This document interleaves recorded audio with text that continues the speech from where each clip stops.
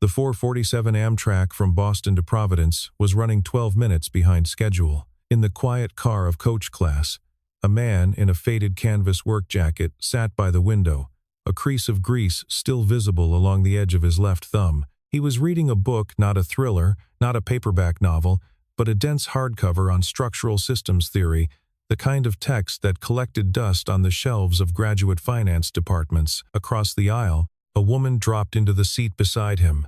Her hands were shaking.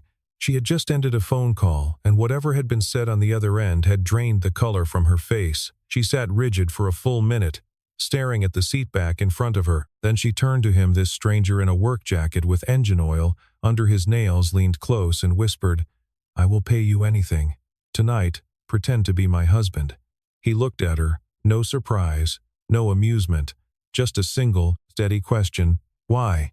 She was the CEO of a billion-dollar empire on the verge of collapse, and she had just asked the one man who could save everything she was about to lose. She just didn't know it yet. She chose him because he looked harmless, but that man once built the very system her entire empire was standing on. If a stranger on a train asked you to pretend to be their husband tonight, what would you say? Joel Prescott was 38 years old and lived in a 2-bedroom apartment on the second floor of a brick walk-up in the Elmhurst neighborhood of Providence, Rhode Island. The apartment was small, a narrow kitchen that opened into a living room, a hallway with 2 doors, and a bathroom with a window that didn't quite close all the way in winter. The radiator clanked at odd hours. The kitchen faucet had a slow drip he kept meaning to fix and never did, because somehow its rhythm had become part of the apartment's heartbeat.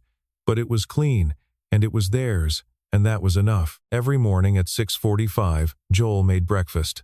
2 eggs scrambled, 1 slice of toast with strawberry jam, a glass of orange juice. He set the plate on the table and waited. At 6:52, Rosie appeared, 9 years old, brown hair still tangled from sleep, dragging a stuffed rabbit by one ear. She climbed into the chair, yawned, and said something like "Morning, Dad," in a voice that sounded 40 years older than she was. Joel would pour himself coffee, sit across from her, and watch her eat without saying much.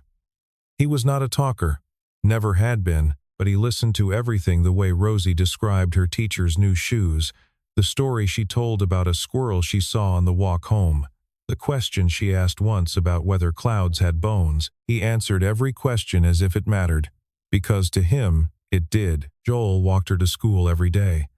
The route was 11 minutes on foot past the laundromat, the corner bodega with the crooked awning, the oak tree with the split trunk that Rosie called the wishbone tree. He kissed the top of her head at the gate, watched until she disappeared through the double doors, and then he went to work. His job was building maintenance at a commercial complex on the east side of the city, 3 connected structures that housed a law office, a dental practice, and a small insurance company. He fixed pipes, replaced ceiling tiles, rewired outlets, unclogged drains. He was good at it. Not because the work required brilliance, but because Joel had a particular way of seeing systems. He could look at a leaking faucet and trace the problem backward through the wall, through the junction, down to the original installation error made 8 years ago by a plumber who had cut a corner. He never complained, never chatted unnecessarily with the tenants, and never left a job half-finished. The property manager called him the quietest guy I've ever worked with, and the only one I trust. In the evenings after dinner, Rosie sat at the kitchen table and drew. She was working on a painting of the ocean waves cresting against a rocky shore, a strip of gold light on the horizon. She told Joel it was the place Mom liked best, though she had never been there.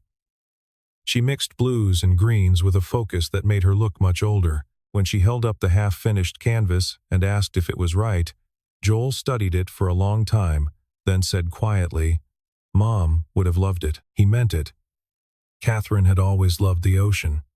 She used to say the waves sounded like someone breathing. Joel's wife, Catherine, had died 3 years ago.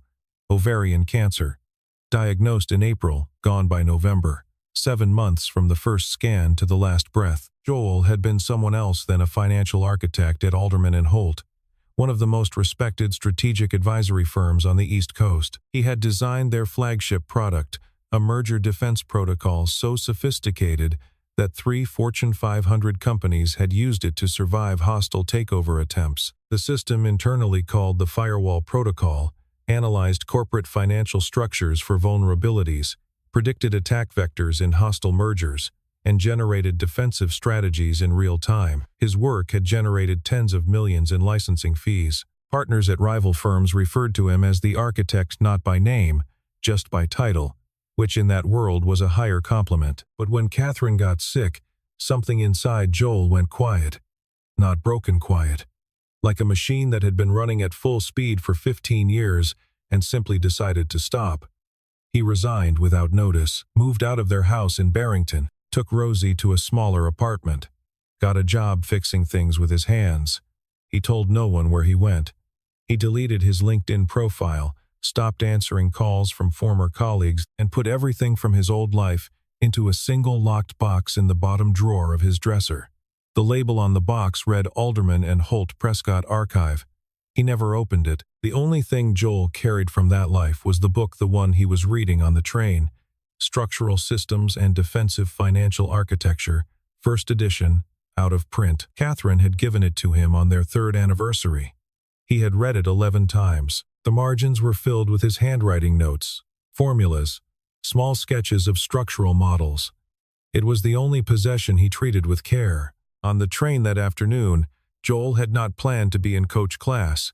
He had not planned to be on that particular train at all. He had taken a day trip to Boston to pick up a part for the building's ancient boiler system of valve assembly that no supplier in Providence carried. He sat by the window, opened his book, and waited for the ride home. Margot Sinclair had started her day in a conference room on the 32nd floor of a glass tower in downtown Boston. She was the CEO of Sinclair Capital, a real estate investment fund that managed over $1.4 billion in assets across New England. She was 34 years old, the youngest CEO in the fund's history, and she had inherited the position from her father after his retirement 2 years ago. The board had not been unanimous. 4 members had voted against her appointment, and one of those 4, Roland Keating, had never stopped campaigning to reverse it. The meeting that morning had been a disaster. Roland, a 52-year-old board member who had served under her father for 18 years, had proposed adding 2 new members to the oversight committee. Both were his people. Margot had blocked the motion by a single vote, but the margin told her everything she needed to know. Roland was building a coalition, and he was getting close. She could feel the board tilting beneath her like a ship taking on water. On the train back, she sat in first class, making calls. Her assistant confirmed the evening's event, the annual Sinclair Family Charity Gala, at the Biltmore Hotel in Providence. Every major investor, every board member, every partner would be there. Then her mother called. The conversation was brief and surgical. Roland is bringing his wife, his son, and his entire extended family. People are talking, Margot. They say you're unstable, a CEO with no family, no anchor, no one standing beside her. He's using it against you with the investors. They want to see stability, and you're giving them a woman who arrives alone. Margot hung up and stared out the window at the gray Connecticut coastline sliding past. When the train stalled due to a mechanical fault 40 minutes outside Providence, first class was rerouted through coach. Margot found herself sitting next to a man reading a book she recognized, a book she had seen once, years ago, on the shelf of a Harvard professor who consulted for her father. She glanced at the man's hands. Grease, calluses, a work jacket that had seen 3 winters too many. The dissonance was sharp. A book like that in hands like those, but she filed it away and looked at her phone. Then her assistant called again. Roland is already at the Biltmore. He's telling everyone you're coming alone. Again, he introduced his wife to the Harrington Group as the real anchor of the Keating family. His exact words. Margot's jaw tightened. She needed a shield. She needed the optics of partnership, of stability, of someone standing beside her who looked like he belonged, even if it was a performance. She turned to the man beside her, and the words came out before strategy could catch up with desperation. Joel listened. He asked why. She told him the truth, not all of it, but enough. Because if I walk in alone tonight, I lose everything. He was quiet for a long time, then he nodded. Not for the money. She had offered to pay him, and he hadn't acknowledged the offer. Something in her voice reminded him of something he had felt before, the sound of someone being cornered, being squeezed from all sides with no room to move. He knew that sound. He had lived inside it for 7 months, while Catherine was dying. The Biltmore Hotel glowed amber against the Providence skyline. Valets in black vests opened car doors for guests arriving in Mercedes sedans and chauffeured Escalades. Inside, the grand ballroom had been transformed. Crystal chandeliers hung from a coffered ceiling. Linen tablecloths covered 50 round tables. A string quartet played Debussy in the corner, and 600 guests in evening wear sipped champagne from flutes that cost more than Joel's monthly grocery bill. The air smelled like white lilies and expensive cologne. Margot had given Joel a suit. It was from her father's old closet, close enough in size, but not tailored. The jacket was slightly wide in the shoulders, the trousers a quarter-inch too short, and the fabric had the faint staleness of clothing that had hung in a cedar closet for 2 years. He wore no watch, no cufflinks, no signet ring. He looked like exactly what he was, a man who did not belong in this room. But he moved through it the way he moved through everything, steady, unhurried, spine straight, eyes forward. He did not scan the room for approval. He did not adjust his jacket or touch his collar. He simply existed in the space without apology. And that composure, though no one in the room could name it, was quietly unsettling. They entered together. Margot walked with her chin level, one hand resting lightly on Joel's forearm, a gesture rehearsed in the car on the way over. "Don't speak unless spoken to," she had said. Joel had not responded to the instruction, which she interpreted as agreement. Roland Keating saw them from across the room. He was standing in a circle of investors, silver-haired, broad-shouldered, wearing a 3-piece suit that fit like it had been sewn onto his body. His wife stood beside him, polished and precise. His adult son flanked his other side. Roland excused himself from the group and walked toward Margot with the confident stride of a man who believed he had already won. He shook Joel's hand. His grip was firm, performative, the kind of handshake designed to communicate dominance. He held it a beat too long, studying Joel's face, his jacket, his unpolished shoes. Then he turned to the cluster of guests nearby and said, loud enough for 12 people to hear, "Margot, I thought you said your husband was in business. This gentleman looks more like he fixes the pipes in my building." Laughter rippled through the group, the uncomfortable, performative kind that follows a powerful man's joke, whether it's funny or not. One investor, a man in a navy blazer with a Patek Philippe on his wrist, leaned forward and asked Joel directly, "So what line of work are you in?" Joel met his eyes without hesitation. "Building maintenance," he said. No apology, no embellishment, no attempt to soften the truth. The words landed like a stone dropped into still water. The cluster went silent, then erupted in murmurs. 2 women near the back exchanged glances. A board member turned away and pretended to check his phone. Roland pressed harder, turning to the broader group with a practiced smile that didn't reach his eyes. "Margot, if this is the best judgment you can offer your investors, well, I think we're all beginning to understand why last quarter's numbers looked the way they did." 2 board members exchanged a loaded glance. An investor set down his champagne glass and quietly composed a text beneath the table. Margot stood frozen.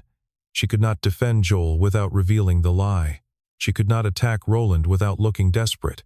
So she did the worst possible thing. She looked away. Her eyes dropped to the floor for exactly 1 second before she recovered her composure and turned to greet another guest. Joel saw it. He registered the micro-flinch, the brief collapse of her mask. He had seen that same flinch in hospital waiting rooms, the moment when someone realizes they are powerless and decides to pretend otherwise. He did not flinch himself. He did not redden. He stood perfectly still and looked at Roland with an expression that contained no anger, no shame, no embarrassment, only a calm, measuring stillness, as though he were running calculations behind his eyes. Roland noticed, for the briefest moment, something in that stillness made him uneasy. Then he laughed again and walked away, satisfied. The gala continued. Joel stood near the bar, alone, watching the room the way a technician watches a machine, studying the gears, the friction points, the places where the system was about to fail. Margot was across the ballroom, fielding questions from investors who were now openly skeptical of her ladyship. Roland held court near the stage, surrounded by allies, projecting the confidence and domestic stability that Margot could not. A group of investors gathered near the windows, discussing Sinclair Capital's newest venture, a waterfront redevelopment project at the Port of Providence. Roland joined them, champagne in hand, and began presenting numbers with the ease of a man who had rehearsed them in front of a mirror. 40% return in 18 months, he said. Conservative estimate. The debt structure is clean, the permits are locked in, and the anchor tenants are already committed. The investors nodded. One wrote a figure on a cocktail napkin. Joel stood 6 feet away, holding a glass of water, listening. He said nothing, but when one investor asked a more technical question about the underlying financial architecture of the deal, the layered debt tranches, the subordination clauses, the waterfall provisions, Roland hesitated. Just for 2 seconds. He covered it with a sip of champagne and a redirect, but Joel caught it. The numbers Roland had quoted did not align with the debt structure he had just described. The margin was wrong. The interest coverage ratio was inverted. If the assumptions held, the deal was not generating 40% returns. It was hemorrhaging. The real number, Joel calculated in his head, was -12. Margot approached Joel a few minutes later. She was going to tell him he could leave, that the evening had already been a failure, and extending it served no purpose. But before she turned away, Joel spoke quietly, just loud enough for her to hear. The man who just pitched the port deal said 40% returns. But with that debt structure, at current interest rates, the real number is -12. Margot stopped mid-step. She turned and looked at him, really looked at him for the first time since the train. Joel's expression had not changed. He said only, "You should check the side agreements on that project." Then he walked to the bar and refilled his water glass. Margot did not believe him. Not yet. A maintenance worker quoting interest coverage ratios and subordination clauses it did not compute, but the sentence lodged in her mind like a splinter, small and sharp and impossible to ignore. Before the gala ended, she texted her assistant, "Pull every file on the port redevelopment. Tonight. All of them." Near the end of the evening, as Joel stood by the coat check, an elderly man in a charcoal suit approached him. The man was 73, a retired banking executive named Warren Hadley, semi-retired from the Sinclair board but still attending events out of habit and loyalty to the family. He studied Joel's face for a long moment, his eyes narrowing with recognition. Then he said quietly, "I know you. You designed the defense system at Alderman and Holt, the firewall protocol." Joel looked at him without expression. "You have the wrong person," he said. Warren studied him a moment longer, unconvinced, but unwilling to press the point at a social event. He nodded slowly and walked away. 2 days after the gala, Margot sat in her office on the 14th floor of the Sinclair Capitol building in downtown Providence. Her assistant had worked through the night. The results were devastating.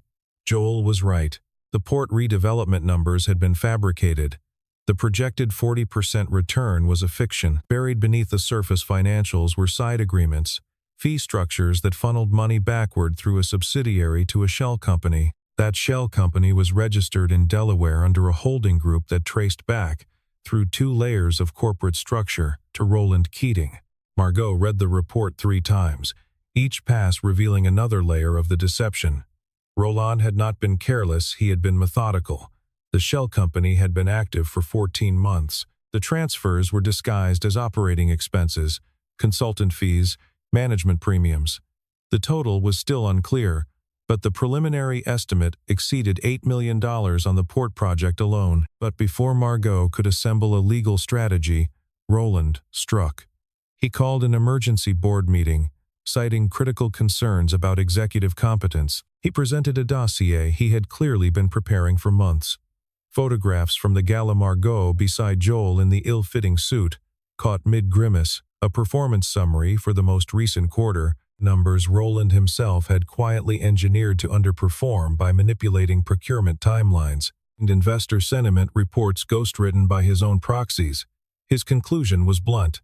Margot had lost the confidence of the investment community. He proposed a formal vote of no confidence, scheduled for 5 days out. Margot was trapped. She needed to prove Roland's fraud before the vote, but her internal advisory team was compromised. Roland chaired the audit committee, and 2 of her 3 senior analysts reported directly to him. Hiring outside forensic accountants would take weeks and would immediately alert Roland to the investigation. She needed someone who could dismantle a financial fraud in 5 days, someone who could read the architecture of a system, the way a surgeon reads a body scan, fast and precise, and without missing a thing. She thought of Joel.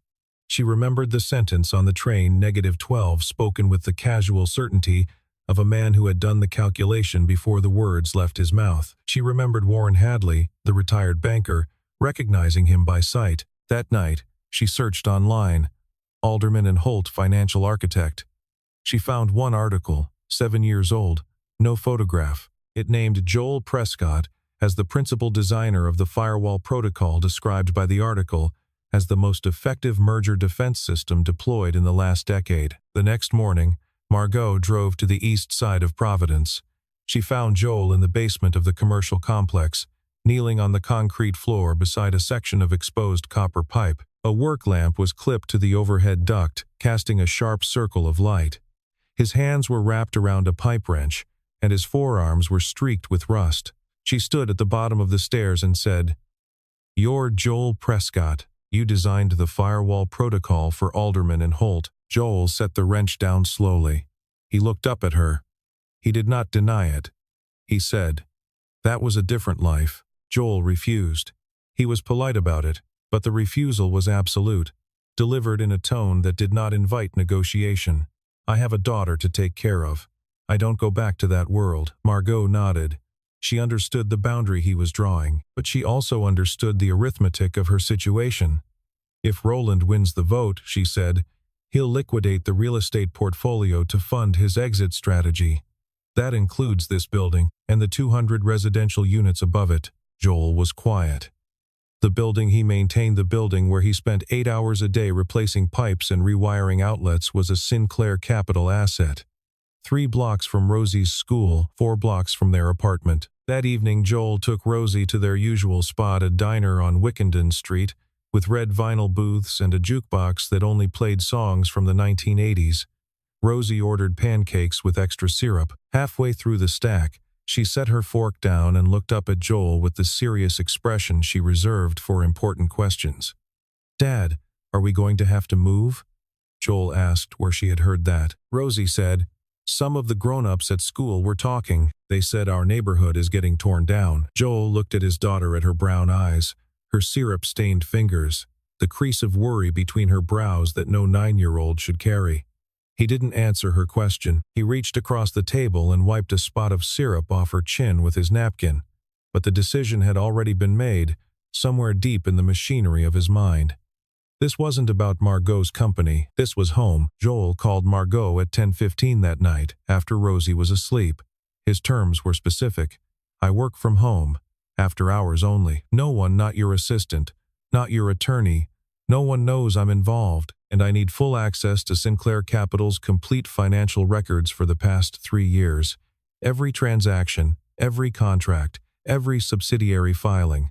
Margot agreed without hesitation. She delivered an encrypted external hard drive the following morning, left in a paper bag inside the mailbox of Joel's building. Joel worked at the kitchen table after Rosie went to bed each night. He plugged in the drive, opened the files, and began. The process was methodical, almost mechanical. He read each document once, flagged anomalies with a pencil mark on a blank sheet of paper, cross-referenced account numbers, and traced fund flows through layered corporate structures. He worked the way he had always worked, in silence, without shortcuts, without assumptions, following the money the way water follows gravity. By 2 in the morning on the first night, he had mapped the primary diversion channel. By 4, he had identified the second layer. He slept for 90 minutes, woke Rosie at 6:45, made her eggs, walked her to school, went to work, and returned to the files after 9 that evening. Margot visited twice during those 3 days, not to check on his progress, but to deliver supplemental files her assistant had pulled from the archive. Each time, she stood in the doorway of Joel's kitchen and watched him work for a few minutes. She saw the speed documents that should have taken an analyst a full day to parse.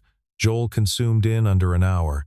She saw the precision every number he flagged turned out to be significant. She saw a man who read financial statements the way other people read street signs, instantly, reflexively, without conscious effort. Her perception of him shifted, not dramatically, not all at once, but in degrees, from wariness to curiosity, from curiosity to quiet, reluctant admiration. On the third day, Joel called Margot and told her to meet him at the park bench outside Rosie's school. It was a Wednesday, and Rosie was in her afternoon art class watercolors this week. Joel sat on the bench with a stack of white paper in his lap.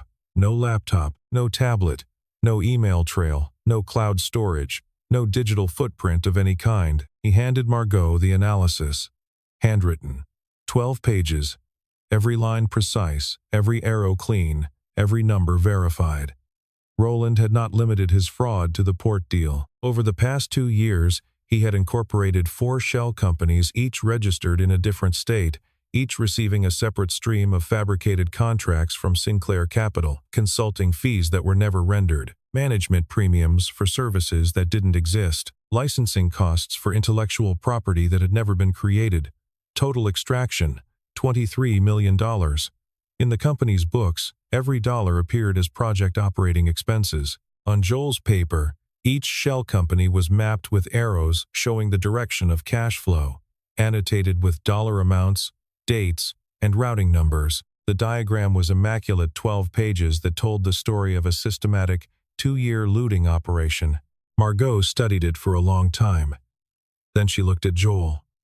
"How long did this take you?" Joel said, 3 nights. Margot was silent. Then, "My advisory team spent 6 months and found nothing." Joel said nothing to that. There was nothing to say. He asked about the firewall protocol. Joel answered briefly. That system was designed to detect exactly this type of fraud, layered extraction through subsidiaries with fabricated contracts. "I know it works because I built it." Margot looked at him then with something she had not felt before. Not gratitude, not admiration, but genuine respect. The quiet kind that does not announce itself, that simply arrives and changes the temperature in the room. She asked softly, "Why did you walk away from all of it?" Joel did not answer. He looked toward the school doors, where the sound of children's voices was beginning to spill into the afternoon. But there was a problem. In the most recent transaction logs, Joel had found an entry from 48 hours ago, a large, irregular transfer to a 5th shell company, newly incorporated in Nevada. The transfer was hasty, poorly disguised, structurally different from the careful patterns of the previous 4. It was a panic move. It meant one thing.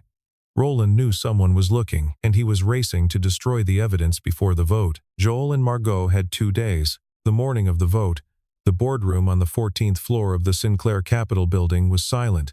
12 members of the board sat around a long mahogany table. Floor-to-ceiling windows framed the Providence skyline. Roland Keating sat at the far end, 3-piece suit, gold tie pin, hands folded on the polished surface. His expression was calm, the expression of a man who had counted his votes and found the number sufficient. 2 proxy members flanked him. His attorney stood behind his chair with a leather briefcase open. Margot entered alone. She sat down, placed a single manila folder on the table, and said nothing. Roland opened the proceedings. He projected the gala photographs onto the wall screen, Margot beside Joel, the ill-fitting suit visible in high resolution. He displayed the quarterly performance report, every metric carefully engineered to suggest decline. He read from the investor sentiment analysis, authored by his own allies. Then he made his case, voice polished. This board needs a leader whose judgment inspires confidence. A CEO who brings a building maintenance worker to the most important event on our calendar. That is not judgment. That is a symptom of something far more concerning. 2 board members nodded. Warren Hadley, the retired banker, sat at the far end of the table and said nothing. Margot stood. She did not raise her voice. She did not address Roland. She said, "Before this board votes, I request that the members review an independent financial analysis conducted over the past 72 hours. She opened the folder and distributed 12 notarized copies, Joel's handwritten analysis, reformatted by her attorney, certified, time-stamped, and filed with the Rhode Island Secretary of State as supporting documentation. Roland's expression shifted, a tightening around the eyes, a micro-adjustment in posture. He recovered in less than a second. "Whose analysis?" he asked. "Your maintenance man's?" Light laughter from his allies. Margot activated the conference display. The fund flow diagram filled the screen, every arrow, every shell company, every dollar amount, every routing number. She walked through it methodically, section by section, with the precision of someone who had rehearsed it until the words no longer required thought. She named no analyst. She cited no source. She said only, "The data speaks for itself." Roland pushed back hard. He denied the allegations, challenged the methodology, demanded source verification. He leaned forward, voice rising just slightly. "I have given 18 years to this company. Everyone at this table knows exactly who I am and what I've built." The boardroom door opened. Joel walked in. No suit jacket. A white dress shirt with the sleeves rolled to the middle of his forearms. A laptop under his left arm. He did not greet anyone. He did not look at Roland. He did not look at Margot. He walked directly to the display screen, connected his laptop with a single cable, and opened a file. The screen displayed the system access logs of Sinclair Capital's internal financial platform. 14 unauthorized modifications to financial records over the past 3 weeks. Every entry timestamped to the second. Every entry originating from the same personal IP address, registered to a residential address in East Greenwich, Rhode Island, Roland Keating's home. Every entry made between midnight and 4 in the morning, when the system was unmanned and unmonitored. Joel spoke. His voice was low, unhurried, completely without inflection, the voice of a man reading coordinates, not delivering a verdict. "You made your last edit at 2:14 a.m. yesterday morning. You deleted 3 side agreements from the Port Project's subsidiary ledger. But the system logs everything, including what you thought you erased." The room went silent. Not the polite silence of a pause between speakers, the absolute, pressurized silence of 12 people realizing, simultaneously, that the ground beneath them had shifted. No one moved. No one reached for their phone. No one looked at Roland. They all stared at the screen. Roland's face lost its color. He gripped the edge of the table with both hands. "Who are you?" he said. "You have no authorization to access our systems."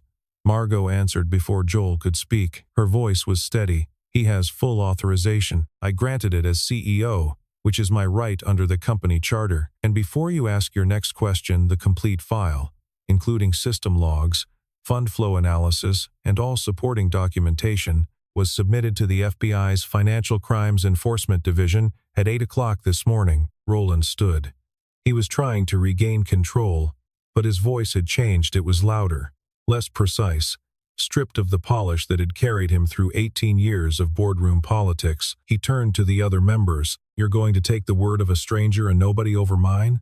Over 18 years of service to this company and this family?" Warren Hadley rose from his chair at the far end of the table.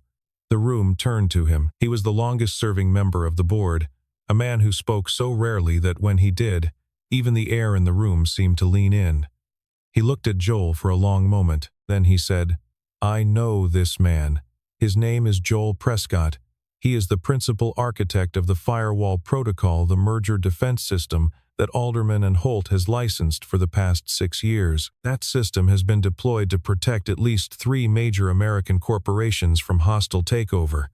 Mr. Prescott is not a nobody. He is, by any measure, one of the most accomplished financial architects of his generation." 12 pairs of eyes moved from Warren to Joel, the man in the rolled-up shirt sleeves, the man who fixed pipes and replaced ceiling tiles, the man Roland Keating had called a plumber in front of 600 people. The understanding arrived all at once, heavy and permanent and impossible to undo. Joel opened one final file. An email sent from Roland's personal account to a foreign investment partner 7 months earlier. The language was explicit. A detailed plan to remove Margot from leadership through the no-confidence vote, liquidate Sinclair Capital's real estate portfolio at below-market prices, and split the resulting proceeds among 3 parties: Roland, the foreign partner, and a domestic intermediary.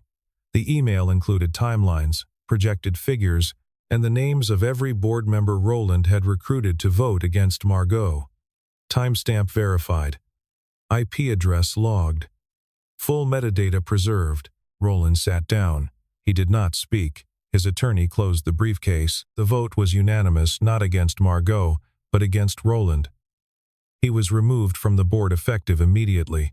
His letter of resignation was drafted before the last member left the room. The complete investigative file was forwarded to federal authorities. The hallway outside the boardroom was empty. The overhead lights hummed. Margot found Joel walking toward the elevator, laptop under his arm. She called his name. He stopped but did not turn around. She said, "Why didn't you tell me who you were from the beginning? On the train, at the gala, any of those moments." Joel was quiet. Then he said, still facing the elevator doors, "When I told you I worked in maintenance, you didn't ask anything else." Margot stood alone in that hallway for a long time after the elevator doors closed. The sentence sat inside her chest like something swallowed whole. She had looked at his hands and seen grease. She had looked at his jacket and seen a man beneath her. She had done exactly what Roland had done, exactly what every person at that gala had done, and Joel had known it from the moment she sat down beside him on the train. 3 weeks later, the building on the east side of Providence was still standing. Sinclair Capital had not only retained the property, Margot had personally approved a reinvestment plan to upgrade the entire complex. New heating systems, modernized electrical infrastructure, a renovated courtyard for the residents of the 200 apartments on the upper floors. The tenants received letters informing them their leases were safe. Joel was in the basement, replacing a junction box on the south wall, when he heard footsteps on the stairs. Margot appeared at the bottom of the stairwell. She was alone, no assistant, no driver, no black sedan idling at the curb. She carried a small cardboard box under one arm. She said, "I'm not here as a CEO. I'm here because I owe you an apology, not because you saved my company, but because that night, at the gala, when Roland humiliated you in front of that entire room, I looked the other way. I stood right next to you, and I did nothing." Joel wiped his hands on a rag. He took the box and opened it. Inside was a book, Structural Systems and Defensive Financial Architecture, first edition, but not his copy. This was pristine, still in its original dust jacket, unread, one of fewer than 200 ever printed, a collector's item. He opened it, turned a few pages, ran his thumb along the spine the way a person touches something they thought they would never see again. "You don't owe me anything," he said. Margot looked at him steadily. "I know," she said, "but I want to." They stood in the basement for a moment, surrounded by copper pipes and cinder block walls, and the low vibration of the building's mechanical systems. The fluorescent light overhead flickered once and steadied. Neither of them spoke. Neither of them needed to. Margot asked if she could meet Rosie. "I saw the painting on your workbench," she said. "The ocean one. It stopped me." Joel looked at her, and for the first time since they had met on a stalled train, in a life that already felt like it belonged to someone else, a small smile crossed his face. Not wide, not bright, just a quiet shift at the corners of his mouth, the kind that arrives only when something unexpected feels exactly right. "Rosie likes talking to new people more than she likes talking to me," he said. That evening, the three of them sat on the front steps of the apartment building. The sun was low over the Elmhurst rooftops, painting the street in long gold bars that stretched from curb to curb. Rosie sat between them, a sketch pad balanced on her knees. She was not drawing the ocean this time. She was drawing three people sitting on a set of steps, two adults and a child, side by side, looking out at something beyond the edge of the page. Margot leaned over and asked what the drawing was. Rosie looked up, pencil in hand, and pointed at the three of them sitting right there. "This," she said simply. Then she went back to drawing. Joel looked at the sketch, at the three rough figures, at the lines Rosie had drawn for the steps beneath them, at the empty space she had left for the sky. Then he looked at Margot. He said nothing, but for the first time in 3 years, he was not thinking about the past. Neither of them had been looking.